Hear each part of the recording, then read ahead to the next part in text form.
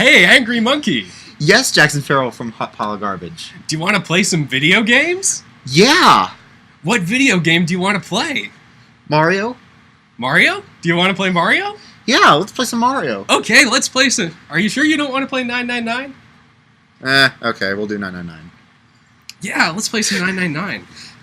Do you want to, record it and then post it up on the internet for strangers to see? I don't know. Kind of get stage fright. Yeah. Okay, let's not record it then. Okay. Yeah, we'll just play the game. Yeah, and then talk about it, and we'll just go ahead and do voice acting just for the fun of it. Yeah. Sounds good. Just All for right. the fun of it. No one needs to see. So are we going to do door 4 or 5? Oh, let's see. So we did 4 last time. I guess let's do door 5. Okay, that sounds good. And we're off to the races, doing new things. Boy, if only we were sharing this with all the people that watched through our first playthrough. Yeah. Those poor people are just going to have to miss out. They're going to miss out on us going through door 5 for the very first time. Yeah. Hey, wait! Junpei's cry echoed across the room. The 4 people walking toward the door stopped and turned back toward him. I want to go through door 5, too. The words were scarcely out of his mouth when June spoke up. What? What are you saying, Jumpy? Oh no, I've made her mad. If you're going through that door, then I'm going with you. He turned around to look at her. No, you can't. I can't take you with me. Why? Well, you know what's in there, don't you? Are you sure you want to see that?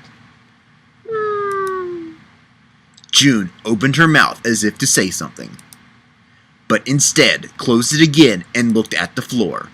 Junpei felt an ache in his chest at her clear distress, but the choice was not his to make. Actually, it kind of was.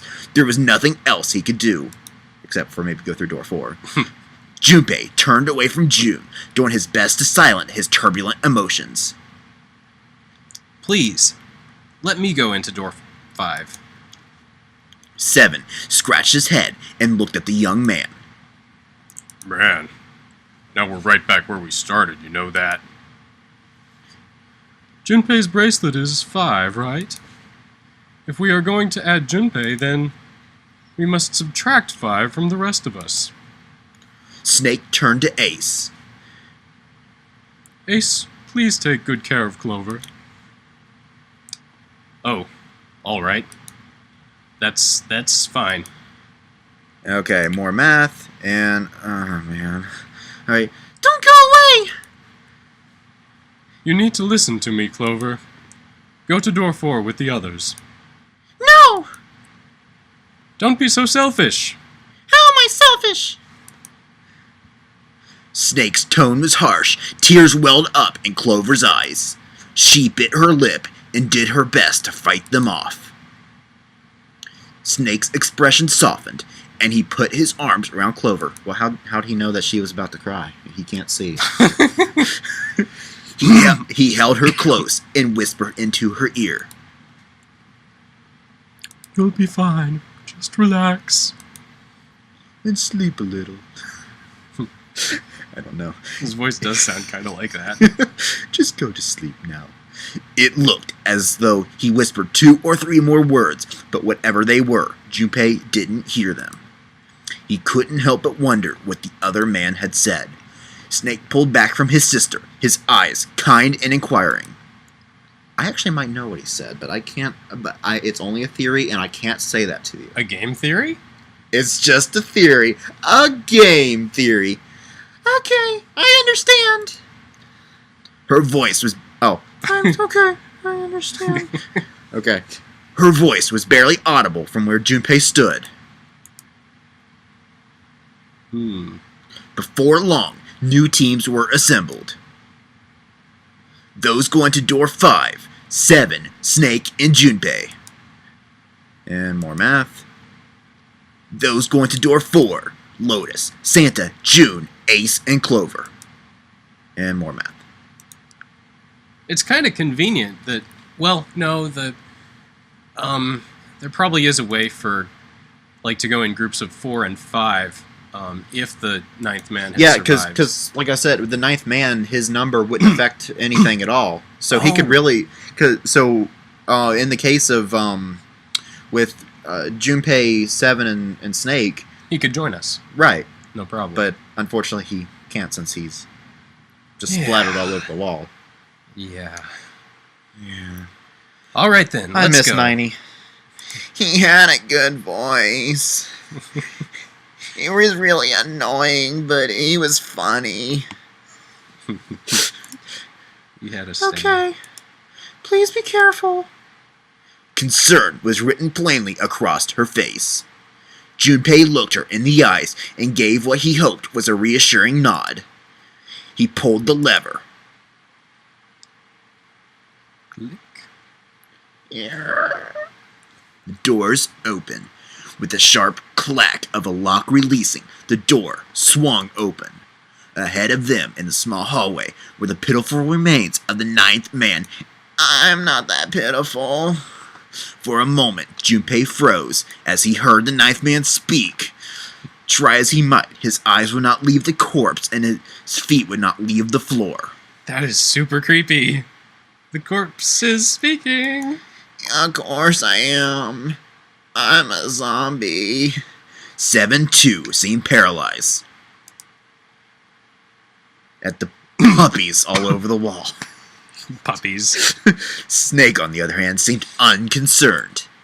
He walked calmly down the bloody hallway, and only stopped when he realized his companions were not following. Now, bloody is in bloody, or bloody is in, like, the British bloody? Down the bloody hallway. Same difference for Snake, I suppose. I guess so. Being blind. Do you intend to kill me? I assume you haven't forgotten the door only remains open for 9 seconds, have you? He hadn't even bothered to turn around. His head was, at most, slightly cocked toward one shoulder. Junpei and Seven looked at one another, nodded, and threw themselves through the door. Now, just a little question here. Because you're outside of the narrator, you have all the voices. Oh, yeah. Do you want to borrow someone? Yeah, it really doesn't matter which one I borrow, but I think I could pull off Snake pretty well. Or should I do Seven? Which would you prefer? Which would you have the most fun with? I don't know. I mean, whichever you feel like parting with for a few episodes. Because Snake is fun, but 7 is easy for me, so they both have their advantages. Yeah. You want to just do 7? Fine, I'll do 7. All right. I'll put on my deep voice. Gotta go from the throat. Gotta go from the throat. I don't know. He sounds too close to the narrator voice. Oh, yeah. You got it. Yeah. Because I have the voice like this. And so if I were to do 7 like this, it's not that different. All right. I'll do 7, and you can... Very well. I'll do Snake. All right. I think I could pull off Snake kinda well. I gotta just do some gestures with my hands and add more to the character that way. It's a little bit of method acting. Yes, indeed. A very sophisticated technique. Hmm. Yeah, just throw in an every few seconds. That'll help you. Okay, so with the metallic slam, the numbered door behind them swung shut, unless they could find the device that would deactivate the detonators on their wrists. They would not be leaving the hallway. I'm doing 7, right? Oh, I just realized this was completely down to 0. Okay. Okay, sorry about that, guys. That explains why I wasn't hearing any audio at all. What, guys? We're not gonna upload this episode, remember? Oh yeah, that's right. Yeah, boy, it's a good thing we caught that on an episode that we weren't uploading. Now they don't have to suffer through our incompetence. Anyway, I am 7, right? Yeah. Yes, Hey! of course you are. You are 7. Where's the dead? On the floor. Yes, so he is. The fear and urgency in Seven's face reflected what all 3 of them felt. Junpei spun around, searching desperately for the dead on the floor. He found it easily enough, all over the walls. And the walls. It was on the wall. Oh, it was on the wall. Next to the closed door labeled 5. Found it! Right here. As he yelled, he struck the scanner with his hand and smashed it. I think I already did that joke, but oh well. The other two scrambled to follow suit. It's a whole new game now. They probably don't remember. Yeah, that's if true. They were listening. Yeah, we're not recording it. We're not really. Yeah. So this is getting to be a complicated backstory here. The lore of the show. As soon as they finished, Snake threw the lever down. I can't find it. Oh, there it is. You better hurry, Snake. We're gonna run out of time. Oh, no, that's Junpei's face. You're saying my nose feels like a lever? It's not that big. And what's this? Oh, is that you, Seven? Oh. Never mind, I got it. Oh, thank you, Junpei. Phew. You are very kind. Well, it looks like it stopped. As he spoke, Junpei wiped the sweat from his forehead with a trembling hand. Thing's gonna give me a heart attack. And there's a word at the beginning of that I can't say on this channel. A muscle stood out in Seven's neck, and the corners of his mouth were twitching. Jumpy, are you alright? Okay, You're doing Snake. You want me to do a Clover to take the heat off a little? I don't know. I mean, for all you know, there might be a Lotus thing coming up for all you know. So. Are you guys okay? They could hear anxious voices, muffled but distant, or distinct from, probably distant too, but from the other side of the door. Yeah, we're fine. The detonators have been deactivated. They heard relieved sighs, and even through the door, the three men could feel the tension disperse. All right, we're moving on. Be careful, okay? Okay! Oh, I was right. Sure thing, man. Told you there was a Lotus. I didn't even know that. It was just one of those, you might find a Lotus line. But they heard footsteps moving away, and before long, they were alone again. One word I can stomach, especially if it's okay. That's just being a toad right there. Well, it'd be even more of a toad if it was a hello. Oh, yes. Hello! Junpei looked around. The hallway hit a dead end 20 or 30 feet from where they stood. A thick iron wall blocked their way. Try as they might to force it, the wall refused to move. To the left, however, was a wooden door that looked positively inviting by comparison. Ooh, first class. In the middle of it was a plaque that read, First Class. A first-class cabin, huh? Well, it seems like it. Let's have a look then, shall we? Reminds me of the Calvin and Hobbes strip where during a gross meeting, Calvin demotes Hobbes from first tiger to tiger bulk rate. Oh, sorry. I don't know why I was on Snake's voice. I guess I saw Snake there. Without hesitation, Snake opened the door and stepped forward, and Seven followed closely behind him. Junpei moved to follow them as well, but everyone narrated their actions. Angry Monkey is talking for no reason. Jackson Farrell from Hot Pile of Garbage joined in. He stopped just short of the threshold and looked back, not knowing why. To see that dead body again. Lying in the small hallway was a man's body, or at least what was left of it. He tried hard to avoid looking at the grisly scene, but it just wouldn't leave his mind. What had been a man's internal organs now looked like so much vomit, as though something had chewed up and spit out the better part of his torso. It was hideous, but worse still, it was cruel. It was hard to believe the thing on the floor had once been human. The black pool of thick blood, the lumps of the glistening flesh spread across the floor. The awkward, twisted tangle of shredded intestines. The head wrenched to some grotesque, unnatural position. Well, I really appreciate that they do a discretion shot and don't, provide a visual image of the corpse. But what's the point if you're just gonna describe it in grisly detail? It is rated M. The man's glasses lay next to his head, so I wonder why they didn't put it in grotesque detail if it's rated M. But I mean, they've done that even the other two games.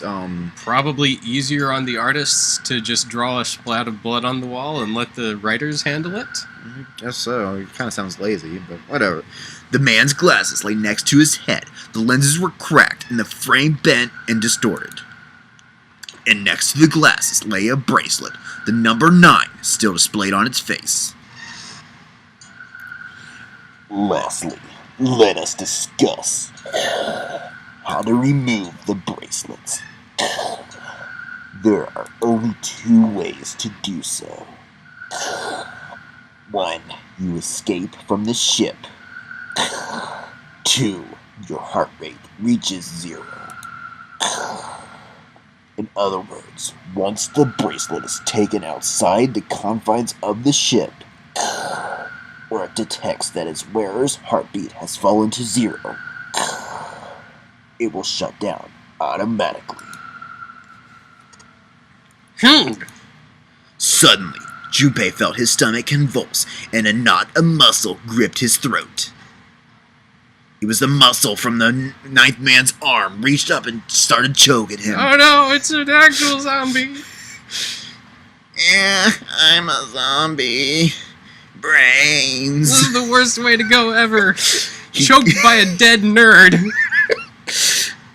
Why don't you try to fight me off then? It's not like I'm Get that strong. back on the ground. This isn't canon. This doesn't actually happen in the game. He clapped his hands over his mouth and ran to the first-class cabin. Oh, okay. Finally free of the stench of death. Yeah. The atmosphere changed immediately. The room was gorgeous, and despite the apparent age of the ship, none the worse for fear or for wear. Well, do you think maybe we should wrap up this episode and next episode get back to sharing things with your viewers? Yeah, okay. We're almost to the point where it's going to say, seek a way out, so I figure that would be a good... Oh yeah, point, we'll press on forward. He looked around. Seven and Snake were nowhere to be seen. There were 2 doors on the right side of the room. He opened the one on his right and went through. On the other side of the door was a short hallway.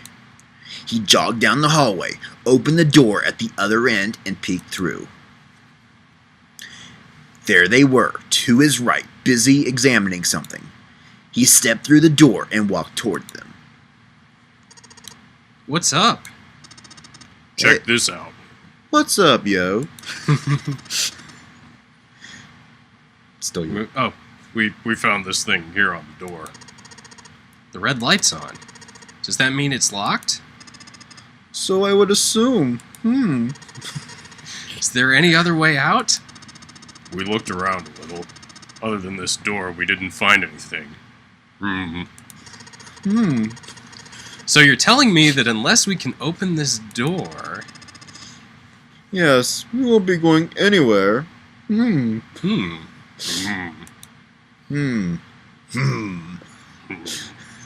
Junpei stepped away from the door and looked around the room. The room they were in looked like a bedroom. He figured the room he had originally entered was a living room, or whatever passed for one on a ship. Alright, let's find a way to open this door. Come on, guys. Okay, there, and there, and there, and there, and there, And there, And there! I might need something to drink after this episode that we're not uploading. Seek a way out! Alright, so I almost seemingly want to say goodbye to the computer. Yeah, goodbye, computer. We'll see you in a moment once Angry Monkey gets a drink of water. Yeah, so goodbye, computer. Bye. We'll miss you.